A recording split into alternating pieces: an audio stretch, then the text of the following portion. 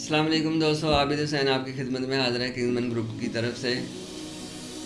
मकान कहानी में आज हम डिस्कस करेंगे इंटीरियर डिज़ाइनिंग को, कि इंटीरियर डिज़ाइनिंग हम किस तरह से करते हैं। अगर तो आपने किसी आर्किटेक्ट को, इंटीरियर डिज़ाइनर को हायर किया हुआ है तो फिर तो वेल एंड गुड, बहुत अच्छा है। लेकिन अगर आपने नहीं किया तो उसके लिए आप खुद अगर मेरी वीडियो देख के इन चीज़ों का ख्याल रखेंगे तो समहाउ आपका घर बहुत ज़्यादा अच्छा इंटीरियर डिकोर हो जाएगा। लेकिन फिर भी अगर आपको ज़रूरत हो और ज़रूरत होती है किसी भी फील्ड में, उसके कारीगर की ज़रूरत होती है, तो किंगमन ग्रुप आपकी खिदमत में हमेशा हाज़िर रहता है।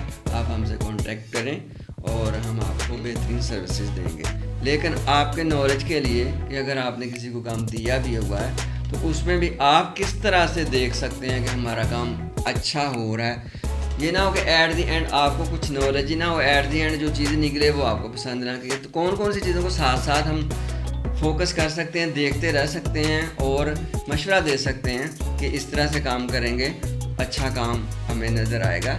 वो चीज़ें मैंने, पॉइंट्स तो बहुत सारे हैं, बहुत सारे पॉइंट, लेकिन मैंने जो उसमें से समराइज़ किए हैं वो 10 पॉइंट हैं। अगर 10 पॉइंट्स आप नोट कर लें, अपने जहन में बिठा लें, तो आपका इंटीरियर डिज़ाइन बहुत अच्छा हो जाएगा।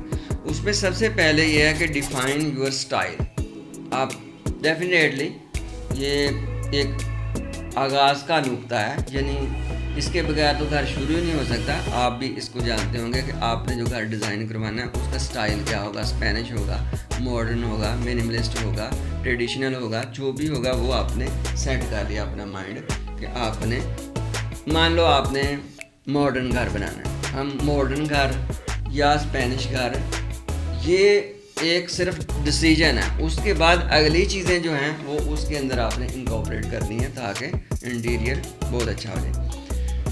आपने देखना है पहला पॉइंट, मान लो आपने कर लिया मॉडर्न घर आपने बनाना है। अब आपने सबसे पहली जो चीज़ देखनी है वो ये है कि फोकस ऑन फंक्शनैलिटी।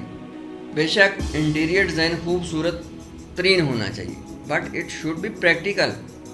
ये नहीं है कि वो खूबसूरती नज़र आए और प्रैक्टिकलिटी हो ही ना, ये फिर खूबसूरती का कोई फ़ायदा नहीं होगा।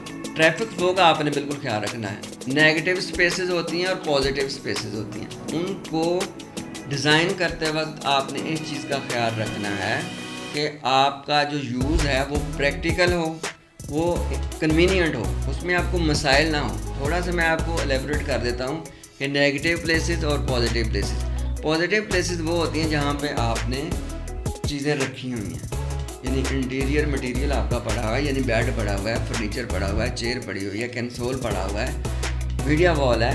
ये सारी चीज़ें जिन्होंने जगह को पोजेस किया हुआ है ये पॉजिटिव है। और जो खाली जगह हैं जहाँ पे आपने गुजर के जाना है, इन चीज़ों तक पहुँचना है, इन चीज़ों को यूज़ करना है, उनको नेगेटिव स्पेसेस कहते हैं। इनको आपने बड़े अच्छे से तरतीब देना है ताकि चलते फिरते वक्त आपको ये ना हो कि खूबसूरत तो बहुत है लेकिन मुझसे गुजरा नहीं जा रहा। ये नहीं होना चाहिए। दोनों चीज़ें आपने देखनी है कि फंक्शनैलिटी उसकी देखनी है कि खूबसूरती के साथ साथ उसका यूज़ बहुत अच्छा होना चाहिए। नंबर 3 पे आपने जब आना है, बल्कि इसका जब प्रैक्टिकल का नंबर 2 है ये, कि चूज़ कलर पैलेट। कलर आपने जो डिसाइड करना है, आपके माइंड में एक ऐसी कलर स्कीम होनी चाहिए, ऐसी कलर स्कीम को तरतीब देना है जो आपके माइंड से मुताबिकत रखती हो।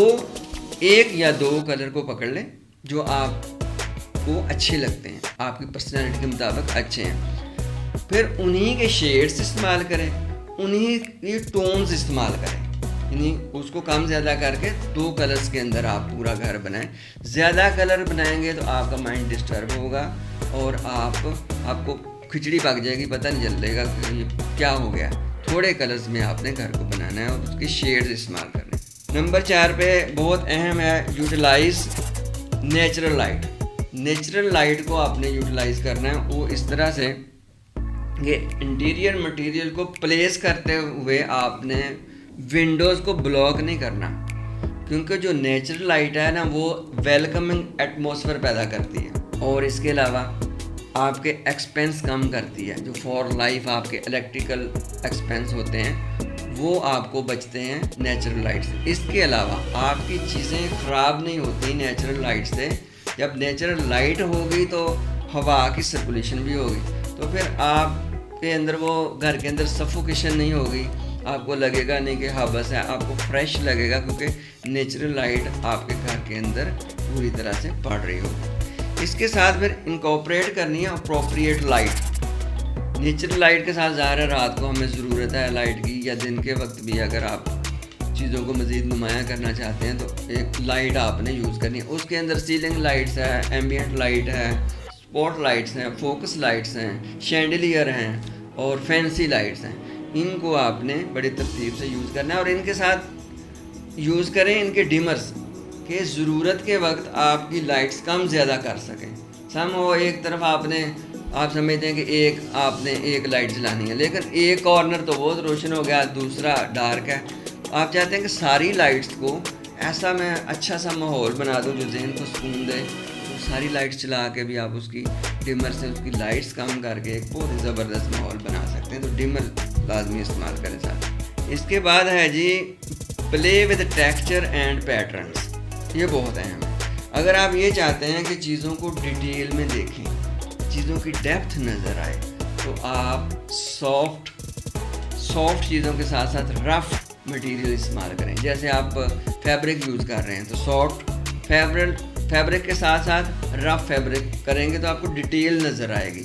फिर आप टेक्सटाइल के पैटर्न यूज़ कर लें, वॉलपेपर यूज़ करें और आर्ट वर्क को शामिल करें उसके अंदर, उसमें आपको बड़ी डिटेल चीज़ों में और खूबसूरती नज़र आएगी।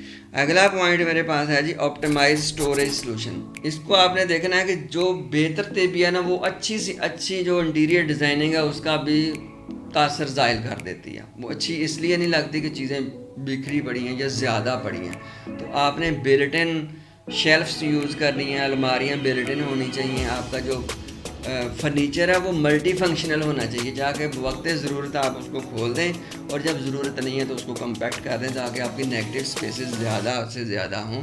जितनी ज़्यादा खुल इसकी जो नेगेटिव और पॉजिटिव स्पेसेस की जो रेशो होती है ना वो तकरीबन 35% से 40% आपने नेगेटिव पॉजिटिव स्पेसेस रखनी है और 60% आपकी नेगेटिव स्पेसेस यानी खुली स्पेसेस होनी चाहिए जहाँ पे आपने डेली चलना फिरना और चीज़ों को यूज़ करना है। इसके अलावा आ जाता है कि आर्ट वर्क एंड एक्सेसरीज।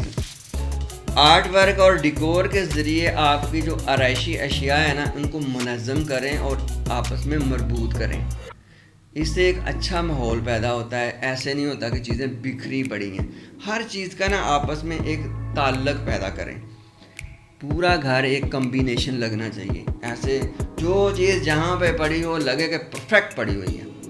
ये एक बहुत बड़ा आर्ट है, इसका आपने ख्याल रखना है। फिर क्रिएट फोकल पॉइंट, 9 पॉइंट है ये। Create focal point. Focal point का मतलब होता है कि आप हर एक कमरे में जाएं, हर एक स्पेस में जब आप जाते हो ना तो वहाँ पे एक ऐसी चीज़ पड़ी हो जहाँ पे आपकी तवज्जो मरकूज़ करें, क्योंकि फोकल पॉइंट तवज्जो मरकूज़ करते हैं और इंटीरियर डिज़ाइनिंग में मजमूई तौर पर एंकर का काम करते हैं। यानी वो फोकल पॉइंट आपका कोई फर्नीचर हो सकता है, कोई दिलकश आर्ट वर्क हो सकता है, कोई तामीराती खसूसियत हो सकती है, जैसे फायर प्लेस है, जैसे अंदर कोई आपकी एक वॉल है, मीडिया वॉल है, जैसे कोई आप एक अंदर में आपने निश बनाई है और वहाँ पे वॉलपेपर या कोई आपने टाइल लगाई हुई है। तो फोकल पॉइंट आपका होना चाहिए जहाँ पे तवज्जो लगे कि वो चीज़ पूरे कमरे को या उस पूरी स्पेस को खूबसूरत बना देती है। और आखिरी पॉइंट है मेरे पास, pay attention to scale and proportion.